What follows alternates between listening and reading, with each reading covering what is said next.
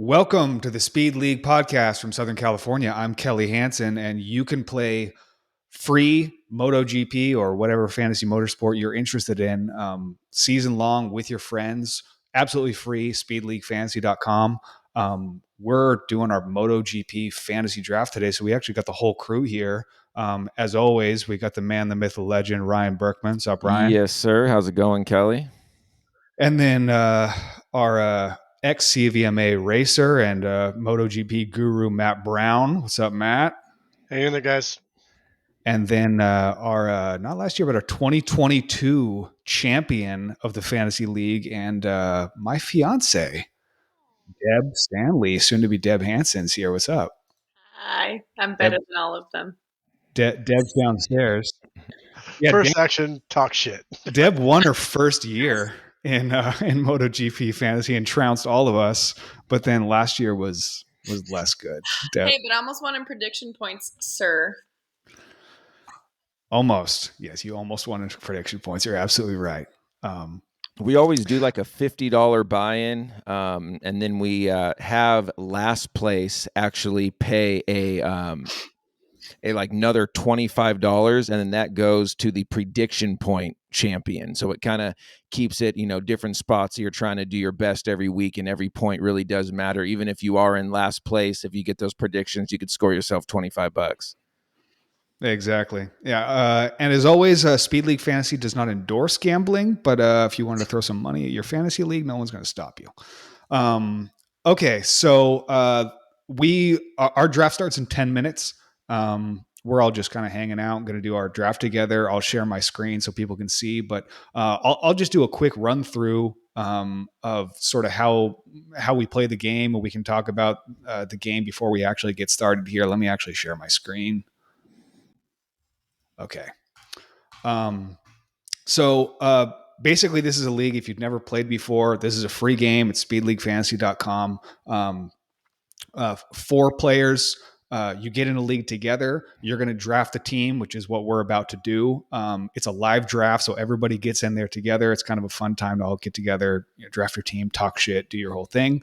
What you're going to do is draft basically. For MotoGP specifically, you have 9 riders on your team. So you got 3 from MotoGP, 3 from Moto2, and 3 from Moto3. And the scoring basically works out so MotoGP is the most valuable, with the scoring sort of dropping off a little bit from Moto2 and Moto3. But once you have your team, every race throughout the season are going to play head to head in a matchup with somebody else in your league. And basically, just to long story short here, at the end of the season, whoever has the most wins, the 2 players in your league with the most wins are going to play against each other head to head for the championship. So basically what you're trying to do is just spend the whole season trying to get in that top 2 and make it to the championship matchup so you can be competitive.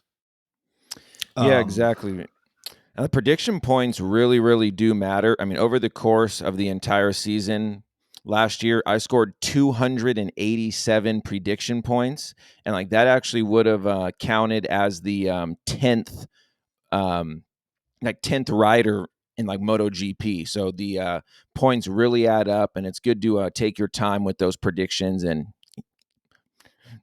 try to get them as close as possible. But like, don't get too think that your guy's going to do like super well, because normally people end up doing a little worse than they think that they're going to do. But hey, to each their own. Yeah. So I just hopped on my screen into our league from last year. And to anyone watching, we'll see at the top, the league champion is the pole man, Kelly. That was me. I managed to pull it out last year, but as you can actually see from the standings, this second place on a binders, Ryan, had a win-loss record of 15-5. He dominated the entire season. But again, I made it to the championship round, and in the championship round, it's winner takes all. And I managed to come in as the underdog and win it, which like happens pretty often, actually. Yeah, it seems like, I mean, the whole season, it was all me. I was dominating. I mean, I was first in prediction points. I was first all season. And then in the one championship race that it mattered, I mean, for Jorge Martin ended up crashing. That obviously hit me pretty hard. But Kelly took home the championship and the $200. So Kelly, we're all like coming for you So this year. You have a target on your back. It's true. where do we stand with the overall? What do you mean? How many? So how many do you have now? If two? Oh, that's I don't know. I'd have to go back in our because we were playing this game on a spreadsheet before we even started doing it here. So I might have 2 or 3. I'm not sure. I think you've got a couple too, right? A couple Yeah, championships. I feel like we're all tied up at 2. It could No. be. I'll have to dig it up. Deb Well, hasn't Kelly, been it's playing the whole time. Deb's honestly got a better win-loss record than any of us because she's yeah, 50-50 for winning a championship. yeah. Okay, so let me run through the pages real quick here. So, I mean, this is the league homepage. You can see the main standings. I'll go to my team. So this is where I can actually manage my own team. And, this is a completed league, but if the league's live, I can, add and drop riders from my team here. I can set my predictions, which for anyone who isn't familiar with this, you're going to get points every matchup that you play, not only by how your team performs, but you're going to get points every race. You're going to predict what place you think everyone on your team is going to finish, and you'll get bonus points based on how close you get. And that really is kind of the biggest skill part of this game is, being close with your predictions, because if you get a dead on prediction for somebody, you get 5 bonus points, and that's for every single rider. So, I mean, 5 times 9, you have a potential of 45 prediction points that you could get every single race. Now, no one's really going to get that close to that. It's actually more difficult than you might think it is. But I'll show a matchup page here. I mean, this was the championship matchup. I mean, geez, you and me, Ryan, I got 13 points and you got 11 for predictions. It's hard to do. Yeah, and teammate bonus is not like quite as big, but they do add up. Where if your rider beats his teammate, it's a +3 bonus point. So I normally think of that when I'm on the like waiver wire and then maybe thinking, okay, should I pick up this guy or this guy? I'll actually look at what team they're on and see if they have a shitty teammate and then think, okay, that's going to be an extra 3 points for this race. So it does come into play when you're, picking guys up. Yeah, and if you want to see a total breakdown of these rules in your league page, you can just scroll right to the bottom. There's a league rules button that'll pull up this pop-up, and you can see a breakdown of everything. And this is everything you need to know about how the game works. And you can see the breakdown of points we have here between MotoGP, Moto2, and Moto3. Not only does MotoGP get more points for races, but MotoGP does sprints, which Moto2 and Moto3 doesn't. So it makes the GP riders, very, very valuable. So you're going to get those points. You're going to get, like Ryan said, a bonus if the rider beats their teammate. That's 3 points. You get another bonus for pole position, which is 5 points, and then whatever prediction points you can get for your own team. That's that. The last page I'll show you here is just the roster page, which is all of the riders that are competing and, who owns them, how many points they have right now. And, if a rider is available, you can go ahead and pick up that rider. So, someone on your team isn't performing well, something like that, and there's another rider that's available. No one else has picked them up. You can do an ad drop. And then you also have the option, when you pop open the pop up for adding someone, which I'll show you in our live league once we finish our draft. You have the option to do substitutions as well. Do you want to talk about subs, Ryan? Yeah, so subs basically are for if like one of your guys gets hurt and is missing one race or like 2 races, and it's a top guy that you don't want to drop and then have someone else pick him up. So you could substitute someone in from the available roster, and it only sticks for that one race. So like he's on your team, and you set your prediction, and then as soon as that 24 hours after the race, he goes back to the waiver wire to be picked up by someone else. I mean, a lot of fantasy, like football and a lot of fantasy sports, they have a bench, but like with MotoGP and a lot of racing sports, there's just not enough riders to like go around to have a full bench. So we use substitutes kind of in like place of that. But then also, like Kelly said, you could substitute or like add drop. If your guy sucks or he's out for the year, you could do a permanent replacement, and then that'll switch him out permanently. Yeah, and the subs are huge because if you've got Bagnaia on your team and he tweaked his wrist and is going to be out for 1 or 2 races, you don't want to drop Bagnaia. You want to keep him on your team, but you also want to have, for those 1 or 2 races, somebody that's in that can score some points for you. So that's when you use substitutes. But again, if you try and grab somebody and hang on to them with a substitute, as soon as that race is over, you're going to lose them from your team and they're going to go back to being available. So if you really want to pick someone up, you have to do it permanently. So that's pretty much the basics for this. Let me hop back into our, we got our draft starting in just a couple minutes here now. 90 seconds. So real quick before the draft lobby starts, one more thing that I was going to say is a lot of people ask, okay, when do I pick up Moto2 riders and like MotoGP riders? And like last year, Pedro Acosta would have finished 4th in like fantasy points overall. So it's like, around that like 4th, 5th, 6th spot is when you should really start picking up those like Moto2 guys and a few positions down for the Moto3. Yeah. And so you could see on my screen right now, this little pop-up that comes up when you enter the draft lobby. And this sort of gives you some information about how the draft works. And yeah, you can pick up, it's not like we're going through and you pick up 3 MotoGP riders and then we move on to Moto2 and Moto3. It's totally up to you, how you want to strategize. You can dive into Moto3 and pick that guy up first. It's not advisable, but you'll do the best in your draft if you're really strategic about picking someone up from a class that's been overlooked by everybody else in the draft. So, and it's really best available. It's snake format. Is the like name of the game. It's just pick up best available regardless of the class. It's snake format too. So whoever gets first pick will go pick 1, 2, 3, 4, and then 4, 3, 2, 1, and so on. It snakes back and forth like that. So first pick is first pick, but then you got to wait a long time for the next one. And we're going to find out in 5 seconds who's got first pick in our league because it's randomized. So let's see what's up. Oh, I got it. Ooh, I got 4. Okay, so that's Matt, Deb, me, and Ryan. I actually kind of wanted. I wonder, guys. You don't want him. I wonder who I should get, guys. That's my name. Where's Sam Lowe's? It worked so well for me before, right? All right. I'll make it easy. I'm gonna go with Pecco Bagnaia, guys. I think you should have picked Martine.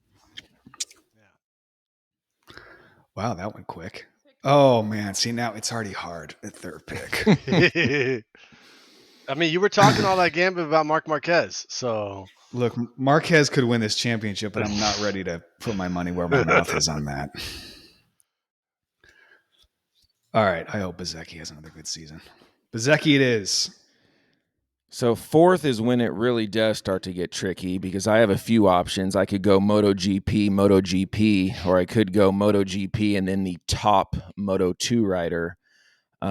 I just feel like this year in Moto2, it's not as clear cut. I feel like last year Pedro Acosta was like just a rap. Like, okay, then this guy's gonna kick ass, but man, it's tough. It's tough. I just want to see you put your money where your mouth is and pick up Marquez.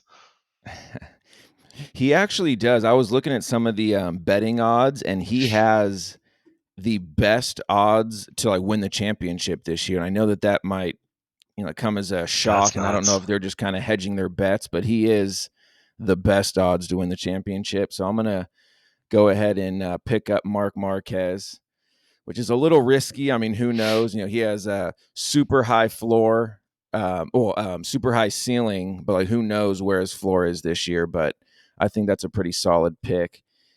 And then now I'm choosing between Binder and Bastianini. This goes back to what I said about the like teammate bonus. Is I do feel like Bastianini might finish better than Binder, but like with those 3-point teammate bonuses, I mean, Binder's going to get 3+ points every single race. So with that being said, with my second pick, oh man, I also like Espargo too. Whew. Okay, I feel like Jack Miller's over there giving you shit.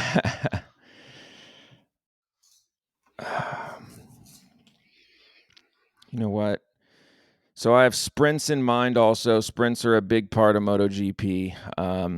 Binder has a good track record with the sprint. So for my second pick, I'm going to go Brad Great Binder. track record. Okay. So, I mean, we're now in the neighborhood of when, if you kind of look at the points breakdown, you could think about picking up a Moto2 rider.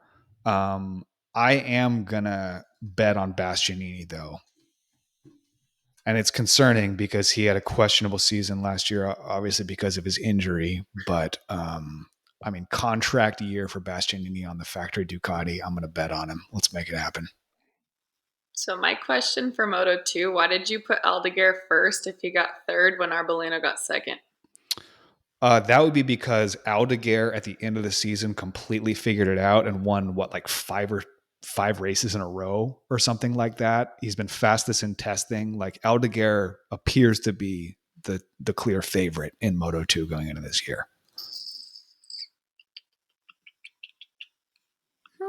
Did that convince her, Kelly? Did that convince her to take him? Aldeguer sucks. Well, I don't believe you. I don't have to believe. All right, I'll go for Aldeguer. Solid. Matt's so happy he gets Alicia Spargo back. That's Matt's boy. You've had him a few seasons. I'm pretty confident that's one of the two picks. It's what do I do with the second here?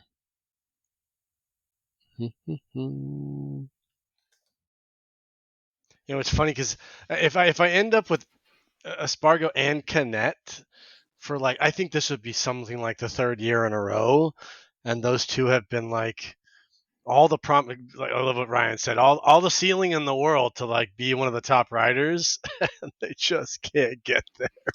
Canet's got more second places than anybody who's ever not won a race in Moto2 for sure. I mean, you can't say that's not good for fantasy though. No, it's awesome. Right? It's awesome, and especially because the guy he got second to every race last year is in MotoGP now, Pedro Costa. I think we'll go with Espargo, but shocking. I think I'm going to take Deb's advice and grab Arbolino. You're welcome. Yeah. All right. Deb gets to go again. How's Vinales doing? I mean, he's healthy. Why'd you put Giantono ahead of Vinales when he finished 12th? This is kind of a point of contention, but Antonio was another guy that did really well at the end of the season last year. And I mean, well enough to actually get him signed to the VR46 Ducati team. But I mean, yeah, he overall got outperformed by Vinales. So Ryan, what do you think? I mean, personally, I just kind of feel like Vinales is on a downward slope where Dingy Antonio's kind of on the upward climb. I'm like, who knows what's going to happen, but I do think that Digi Antonio's in the right spot ahead of Vinales. All right, I'm going for Digi. I got to change my team name. Did you see that? I had Bagnaia forever, and it was now stolen from me. Yeah, these team names may change after this draft. Okay, where are we at here? So I mean, we're even in the neighborhood of potentially looking at Moto3 guys at this point.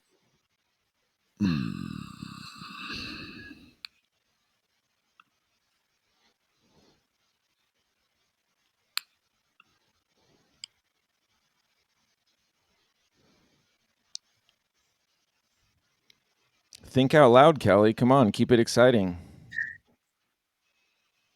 Sorry, I'm deliberating really hard right now. I think okay. I'll tell you. I think I am going to go Moto3 because the top scoring Moto3 rider will get 18 points for a first place. And I mean, right now, Moto2 we're down to third place, which is 15 points, and MotoGP further even down than that. So I'm just deciding on a Moto3 rider. Holgado looked really, really strong a lot of last year, like he was going to be the championship guy.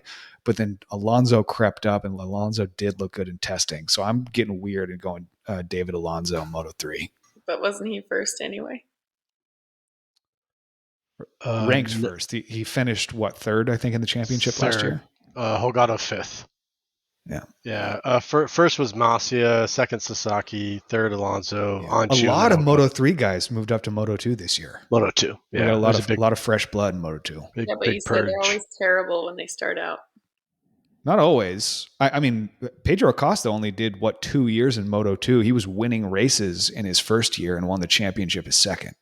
So, but I mean, that is kind of a generational talent, apparently. All right, back to Ryan here? Yeah, back to me. I have 2 picks right here. I'm kind of looking at a few things. I'm looking at all classes right now. Obviously, my team consists of 2 MotoGP guys, so I should be probably looking in Moto 2 and Moto 3. But I do have 2 picks, and I'm eyeballing actually the guy below Maverick Vinales, Alex Marquez. I think this is a big prove-it year for him. I mean, I feel like, teamed up with his brother. I mean, they're going to be, training, riding together, and hopefully Alex can learn a thing or two from his big bro. So I am going to take Alex Marquez. I'm skipping over Vinales. And then now I'm going to turn my sights to Moto 2. And we were talking about Canet, gets a lot of seconds, but I'll take second every single race this year from Canet. I'll be perfectly happy with that. Let's go, buddy. Let's get it. Aaron Canet. Oh, man. These are the hard picks now. So let's see who you have on your team right now, Kelly. I'm going to go to your team. So you have 2 MotoGP guys and a Moto 3 guy. So I mean, naturally, you should be looking at Moto 2. I mean, unless you're going to pull something crazy and go a little off brand and wait for Moto 2 and be stacked somewhere else. Or the top 2 Moto 3 riders. You can go that route too. Yeah. Yeah, that would be weird, wouldn't it? I mean, the Moto 3 is just so all over the place. I mean, it's good to have the top 2 Moto 3 guys, obviously, but who knows with this class? It seems like every year there's some people that are doing a lot better or a lot worse than they should be. I mean, it's always such a shit show. I'm curious to see what you're going to do right here. This is actually a big pick for you. Yeah, this is hard too. You don't pick again for like a long time. Oh. Yeah. Go ahead, Matt. I'll just say, commenting on what you're talking about with Moto 3. I mean, the kids can grow, and that can change, throughout the season. We've seen that a few times where, like in the beginning of the season, all of a sudden they're doing okay, but then they've put on 5-10 pounds of growth, and they can't ride the bike at the end of the season because they're too heavy. It's wild. Kelly, why'd you steal my person? Wow. Yeah, so I grabbed Jake Dixon. I needed that was my first Moto 2 pickup. I needed a Moto 2 guy really bad. I thought that was quite rude of you. Yeah. He actually didn't do very well in testing, but I've got faith in Jake. He was a problem child for me last year too. He's very inconsistent, like had all the promise, looks like super solid sometimes, and then he'd like go for broke and crash or mess up. Just he was a heartache. I don't know what to do. Let's look at Debbie's team. So you go up to the teams box up here on the top right. You can maybe show on your screen share, Kelly, how you could look at other people's teams. Yeah. I don't know what to do. So Deb's got 2 MotoGP riders and a Moto 2 rider.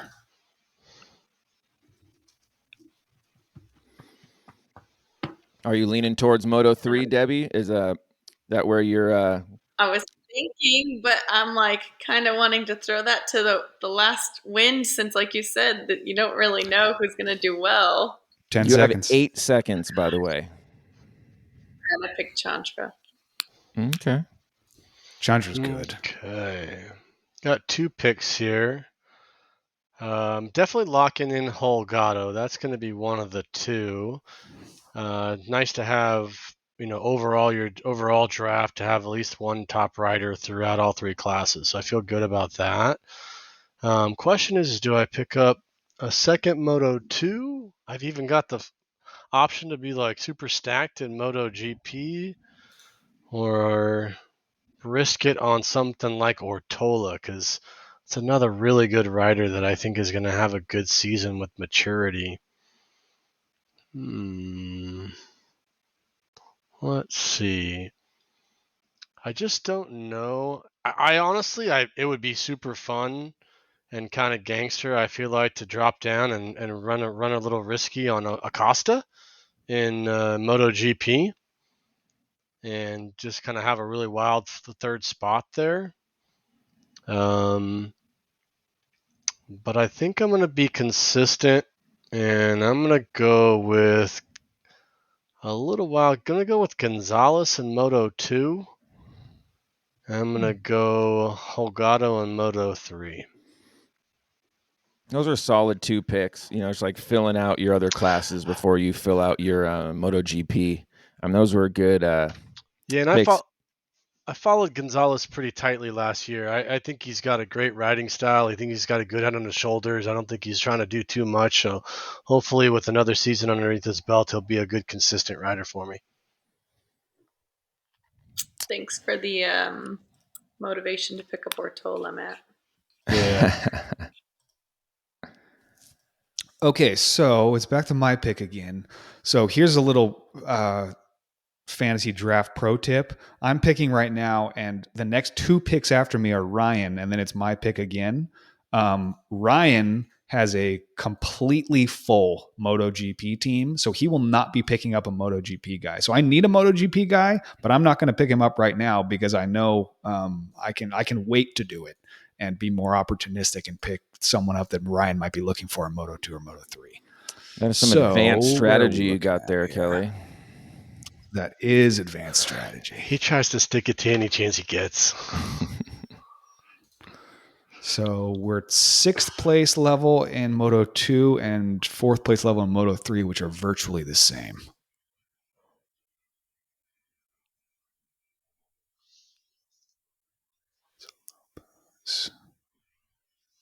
Alonso Lopez is a little crashy, but I'm going for it. That was actually who I wanted. So thank you, Kelly. I was eyeballing Lopez. So See? yeah, That's why that's such a good strategy. So I, like Kelly pointed out so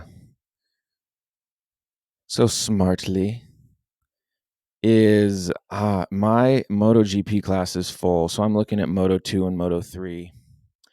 I don't pick again for a long time. But I'm thinking that I might go double MotoGP or Moto 2 and just wait all together on Moto 3.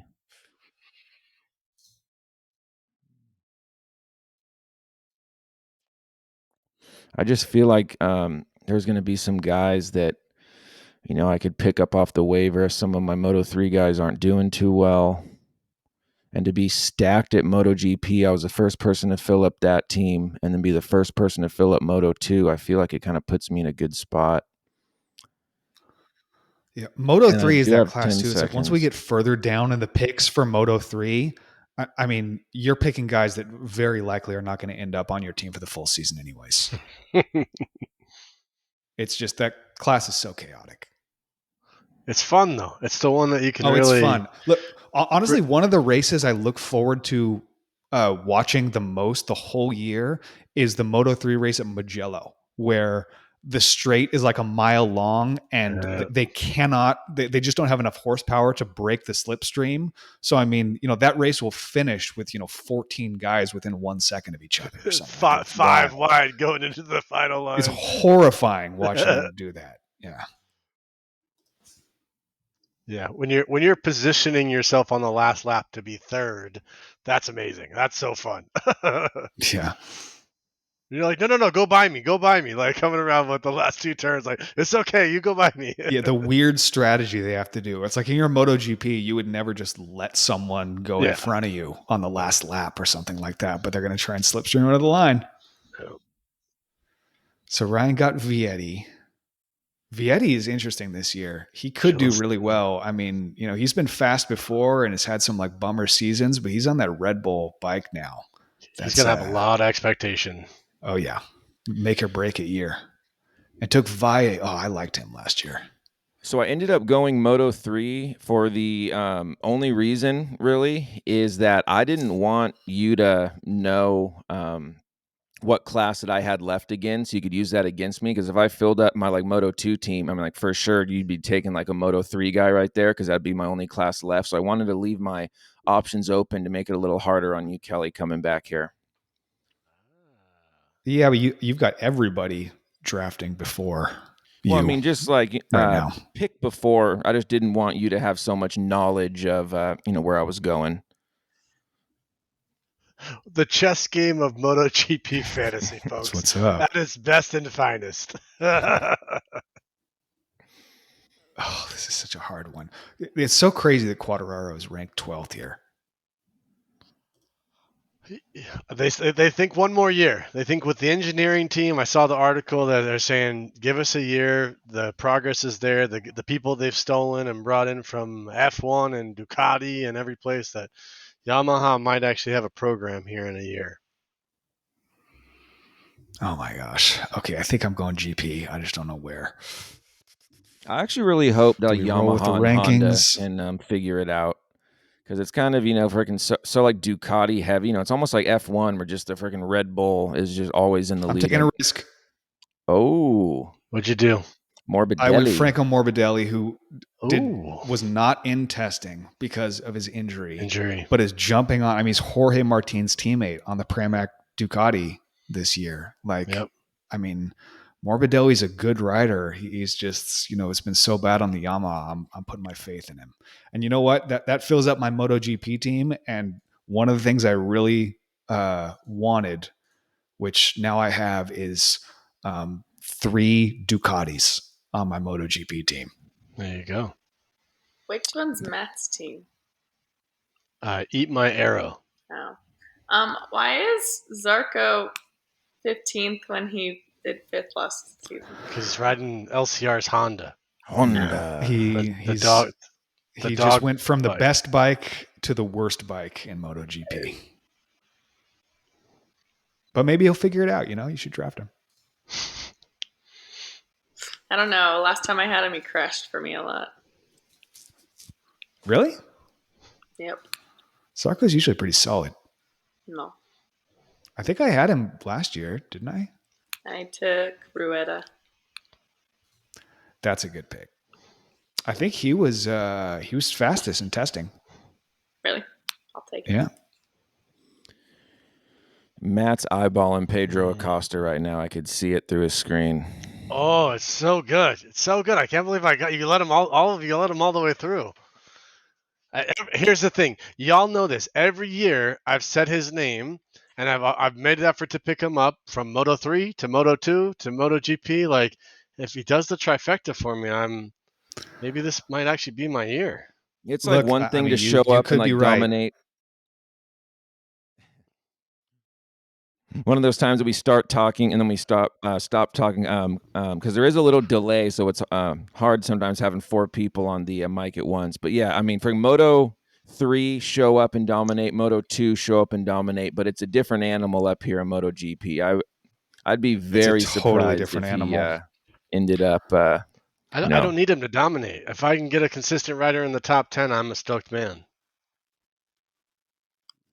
So I mean, especially you're a third. Is that more likely to come from him on the gas that hasn't been successful for anyone yet, or is that more likely to come from a Maverick Vinales on the proven Aprilia, or even Quartararo on the Yamaha?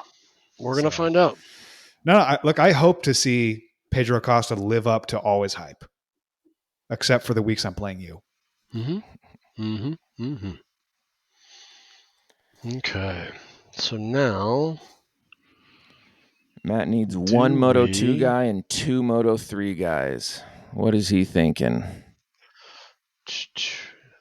So I feel like I don't want to pigeonhole myself and not end up too far down with the Moto 3. So I am eyeballing Moto 3 at the moment. The problem is it just gets so fringe out there Yeah, it does. that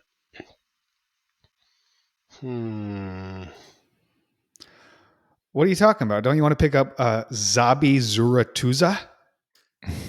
yeah. No, actually I don't. Man, but we're still looking at as much as I really wish I could pick up Joe Roberts. I want to be an American fan and ride there, but I wish he's done more with Ital Trans last year. He had the best option for making a step forward with an American rider, and he couldn't do it. So I'll go with Solic on Moto 2 Okay. and leave myself to the Moto 3 wins. If you had to pick between Ayagura and Vinales, who are you going for next? Help. I don't think anybody wants to give you that much information at this stage of the Why draft. not? This The is called photo. team.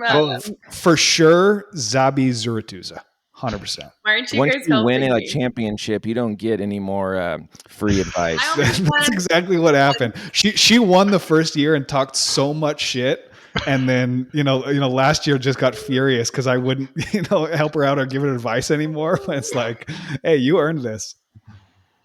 Wait, who picks after me? I do. Oh wait, is there two people? It goes Kelly, me twice, and then Kelly again. So there's 4 picks after you. Is everyone's MotoGP team full?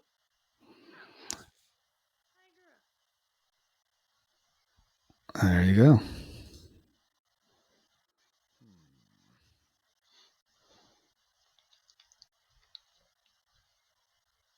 I pulled the Kelly strategy. Okay, so Ryan does need a Moto 2 and a Moto 3. He needs 2 Moto 3s.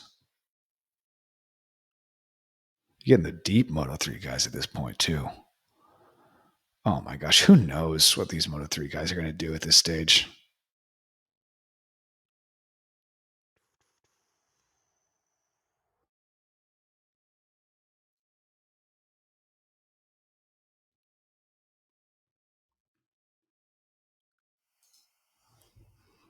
Kind of like Munoz.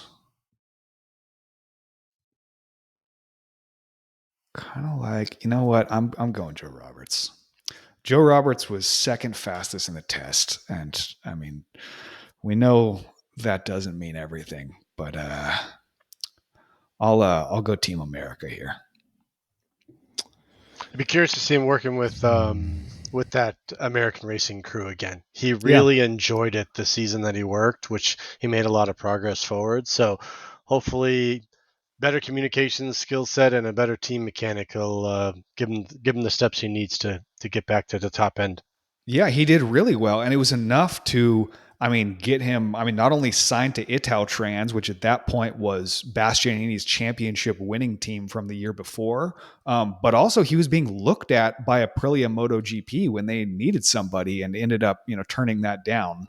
Which honestly, I think was probably a good call at that point. The team wasn't quite there yet, and Joe honestly wasn't there yet. Ready to be competitive in GP. But yeah. Hopefully he'll be good back on the OnlyFans team. So I just realized I was just looking at everyone's team. I think everyone's Moto 2 team is full. Is like that accurate info? Yeah, we've drafted down to 11th place. There's one more Moto 2 guy to be drafted. So, and that's mine. Yeah. Okay. So you can. So Ryan can just wait till last pick to grab his last Moto 2 guy, and then just get pick his litter of whatever's left. Pick of the scraps, I guess we should say. So I actually am gonna take a little risk here because I feel like in Moto 3 you could kind of afford to do that.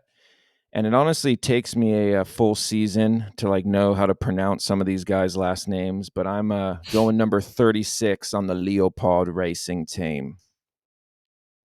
I actually really wanted to pick him up. Well, too bad. Piqueras.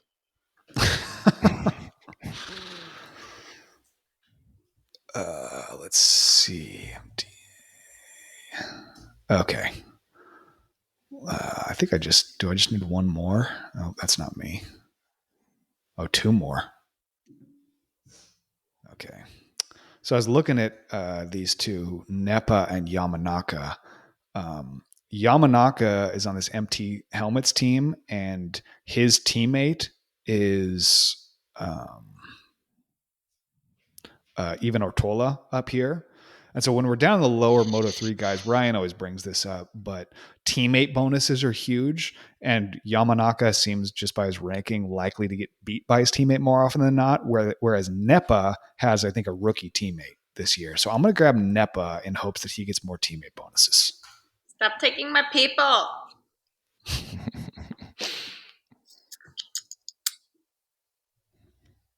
right. Well, that means Yamanaka, you said he's buddies with Ortola? Teammates. Yeah. Yes. Best friends. Ivan. Best friends. I guess I'm going Rossi. Ooh, skipped over Yamanaka. I have Ortola. Picked up Valentino Rossi. Yeah.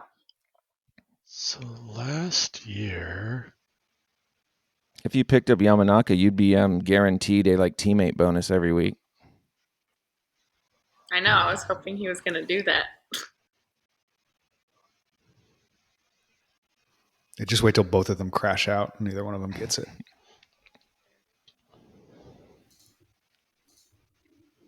It's past my bedtime.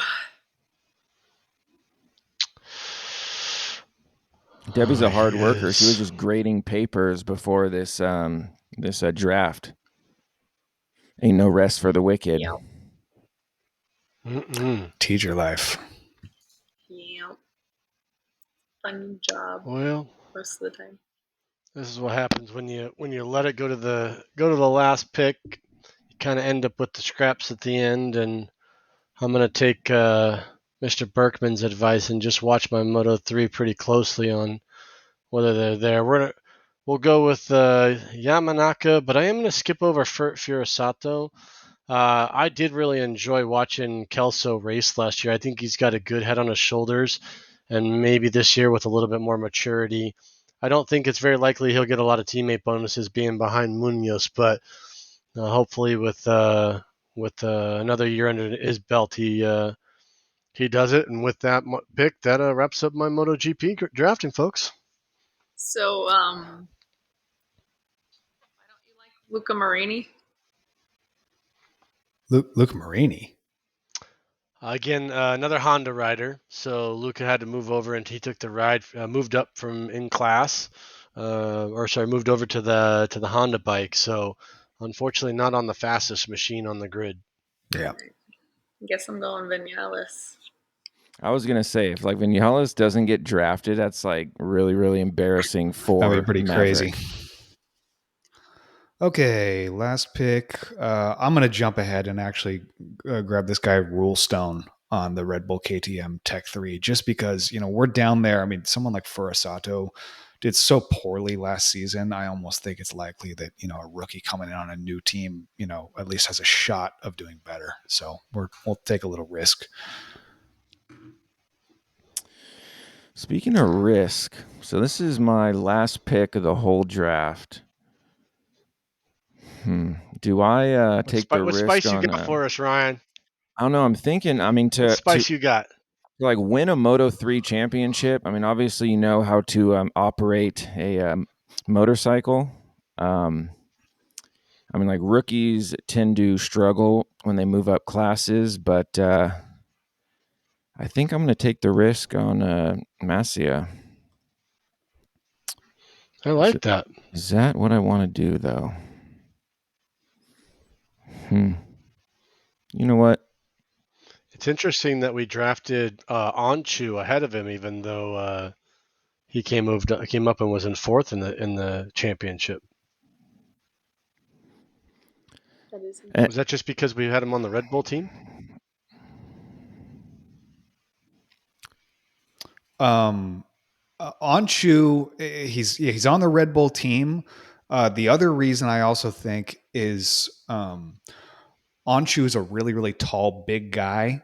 And in Moto 3, that's a huge disadvantage. And he was actually, and a lot of times it seemed like to me, outperforming a lot of the other people in Moto 3, but would still, lose because he was just such a big guy. And that's less of a factor in Moto 2. We didn't so we'll see see. it. Who was it, Ryan? Who'd you finish this off with?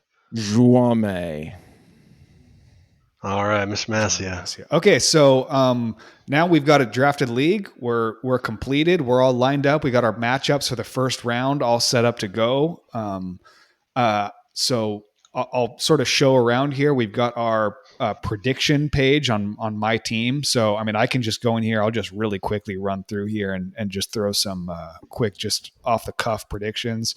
Bezzecchi, let's give him a third. Morbidelli, let's give him a 10th. Bastianini, let's give him a 6th.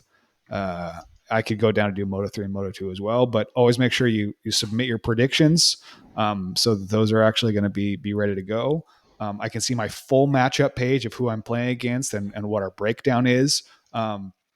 Obviously, we don't have any scores yet, any results, but once results are in, you can actually click on this little points total here, and it'll give you a breakdown of what that point total is.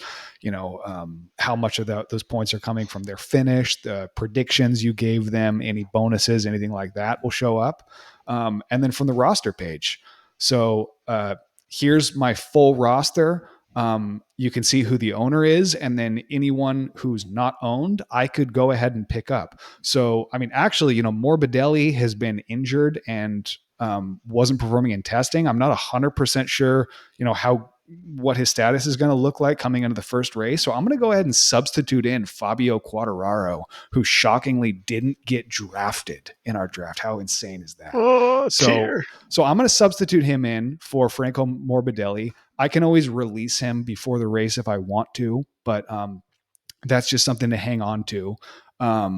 And if I wanted to do that, all I do is I have this little minus button right here. I could just click that and you see a little pop up of whether or not I want to release Fabio Quartararo.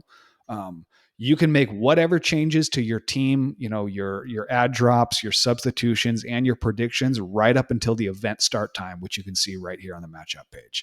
At that point, your team is locked for 24 hours while the event happens. And at the end of that 24-hour window, results get finalized, standings get updated, any substitutes get dropped back to the available roster, and we're ready for the next matchup. So that's the deal. Who's got the best draft right now? Who's got the best team? Yeah, I was kind of perusing. I don't know. It's like hard to say right now. I mean, I'm sure after week one, will I be able to make some more, formulated opinions on who looks best. But I mean, I think right now everyone had a solid draft. Matt has Bagnaia, Espargo, Acosta, and if Acosta, manages to really live up to his hype in MotoGP, that is a killer MotoGP team. With probably the second best Moto 2 and second best Moto 3 riders. I'm not gonna lie, I'm pretty happy. I just need the Marquez brothers to figure it out. Oh, you've got both of them? Dual Marquezes. That's a hot and cold team probably right there. And I wish my competitor in week one is to have the best of not luck. So I hope I beat no you. injuries. Yeah. All right. So week one, the first race, March 10th, in less than a week now.